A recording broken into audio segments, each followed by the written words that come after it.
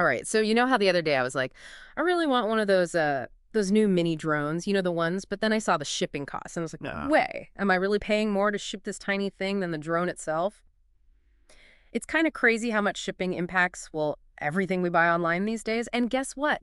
You sent in this article from XRT Logistics, and it turns out the 2024 election could really shake things up in the world of freight and get this, actually impact those costs. We're talking tariffs, infrastructure, even green trucking. Yeah, it's a lot more connected than people realize. I mean, think about it. Pretty much everything you use, from your clothes to your phone to the food you eat, all of it got to you because of the freight industry. And this election, oh yeah, this could bring some big changes to that system, changes that everyone's going to feel. Okay, so let's dive right in.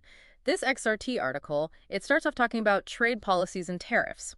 Specifically, U.S.-China relations and how any shifts there could directly impact the price of, well, almost anything we buy from Asia. They even had this example about smartphones and like, I can't resist a new gadget. Right. Well, what XRT predicts is that candidate A's idea, the one with that 15% tariff on electronics from China, that could tack on an extra $100 to the price of a new phone. Now, candidate B, they're all about getting rid of those tariffs. They say it'll help consumers save money, but some folks worry about what it'll do to manufacturing jobs here in the U.S. Tough situation for sure. Yeah, talk about a balancing act. And then there's the whole infrastructure thing. I got to be honest, usually when people start talking roads and bridges, I kind of zone out. But this article, it had this crazy statistic.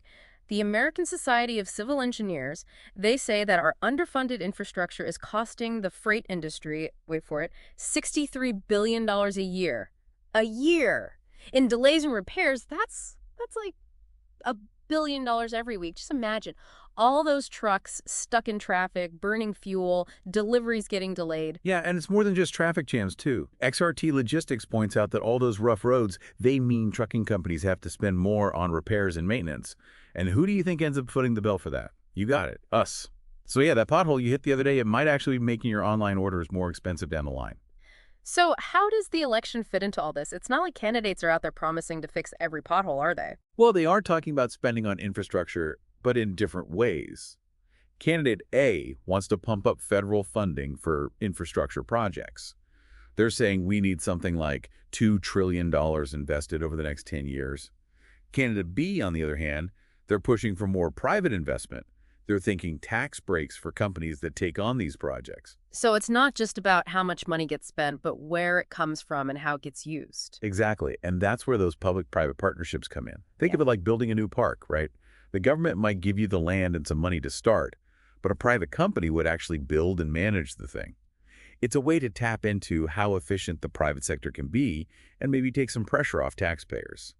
But of course, some people worry that this approach doesn't benefit everyone equally or that it focuses too much on profits instead of what the public needs. Okay, so next up, going green. Gotta say, this is the part I was most excited about. XRT talks about how both candidates want stricter emissions standards for trucks, which sounds great for the planet, but what about our wallets? Are companies really going to just eat those costs, or are they going to pass them along to us? That's the million-dollar question, isn't it? And it all ties into this big debate about green logistics. Now, XRT points out that candidate A is all about combining tougher rules with some incentives.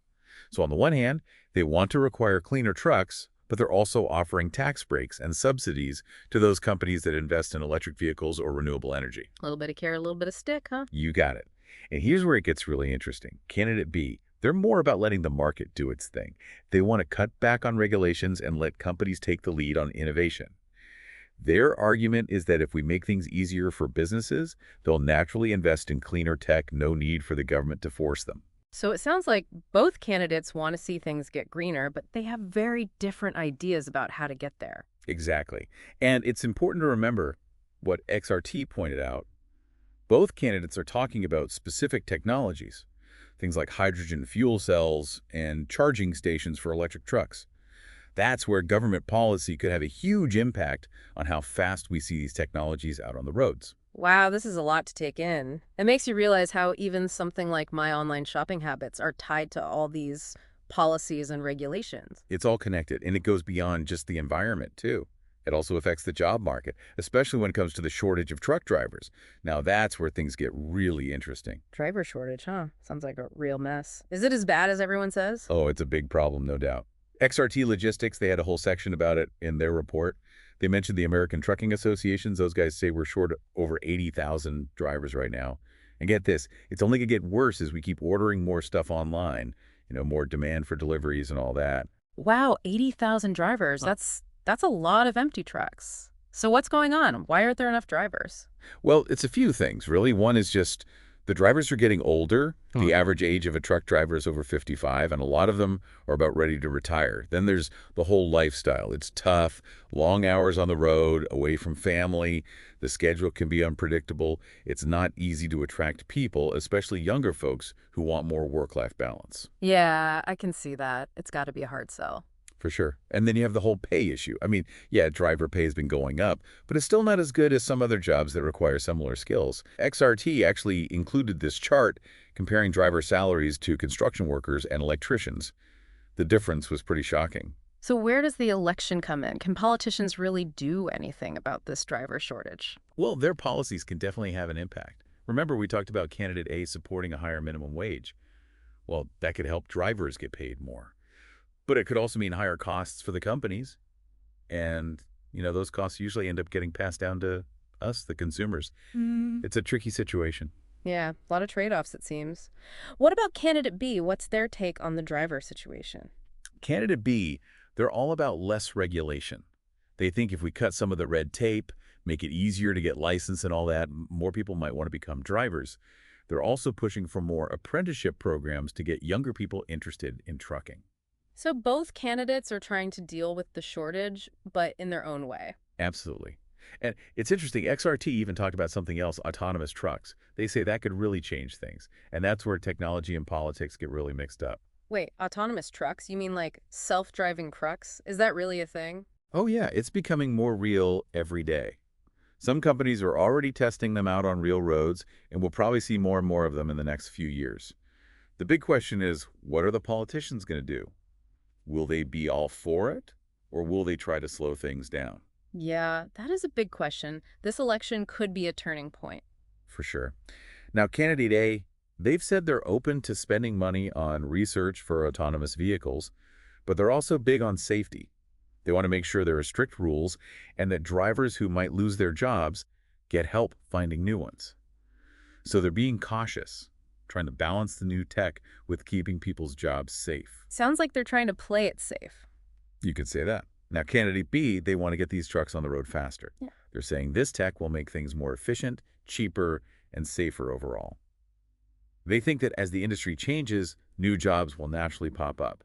So no need to worry too much. Wow, this is getting pretty complicated. Seems like this election could really change the whole trucking industry, from the types of trucks to who's even driving them. It really could. And like we've been talking about, these changes are going to affect everyone in different ways. The prices we pay, what we can even buy in stores, and even what kind of jobs are out there in the future.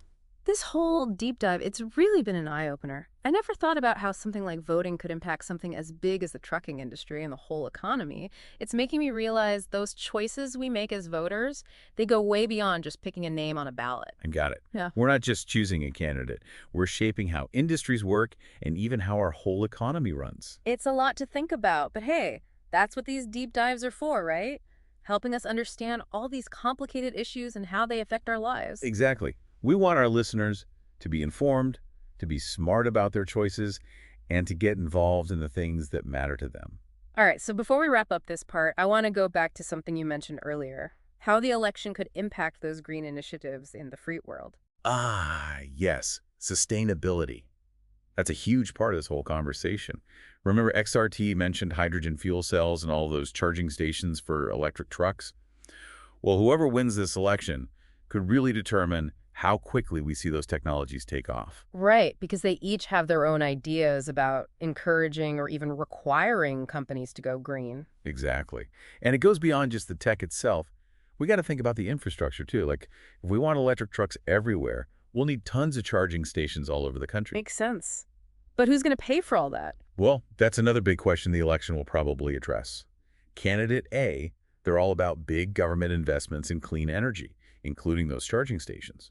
They see it as a way to create jobs, boost the economy, and get us off fossil fuels. So like a Green New Deal, but for trucks. You could say that. Candidate B, They're sticking to their market-driven approach. They're thinking tax breaks and other incentives for companies to invest in clean energy themselves. They believe that businesses can figure out the best way to innovate and put this tech to work without the government getting too involved. So two different paths to get to the same place. It's a pattern we've been seeing a lot in this leap dive. It is. And XRT also brought up another interesting point, the potential of things like solar and wind power to fuel the freight industry. This is where the whole energy debate and the trucking world really collide. Are we talking solar-powered trucks then? Not necessarily solar panels on the trucks themselves, although I'm sure someone's working on that. But in the near future, think about it more like using solar and wind to power those charging stations for electric trucks, or even to make hydrogen fuel for those fuel cell trucks. So this election could be a make or break moment for clean energy and trucking, huh? Absolutely. The choices made over the next few years will have a huge impact on how we move towards a cleaner transportation system and how quickly we get there. This has really opened my eyes. It's not just politics, it's not just freight, it's everything. It's all connected to our everyday lives and the future we're building. It really is. And that's why it's so important for all of us to be informed, to get involved, and to make our voices heard.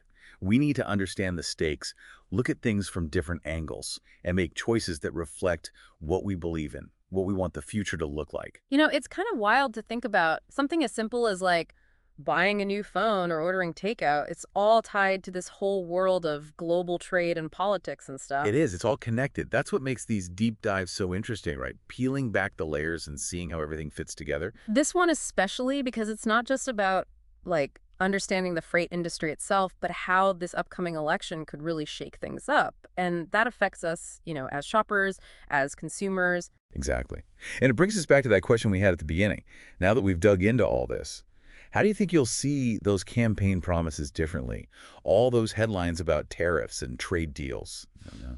I'll be honest, before I kind of just skimmed over that stuff. But Or- now I'm going to be paying attention.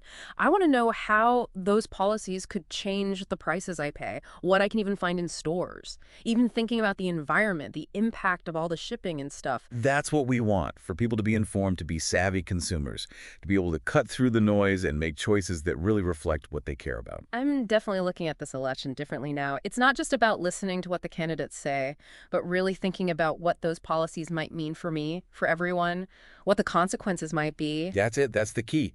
Don't just take things at face value.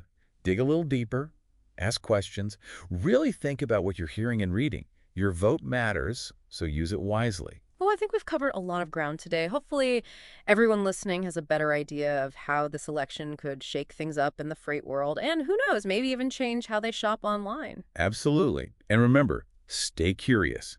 Keep asking those questions.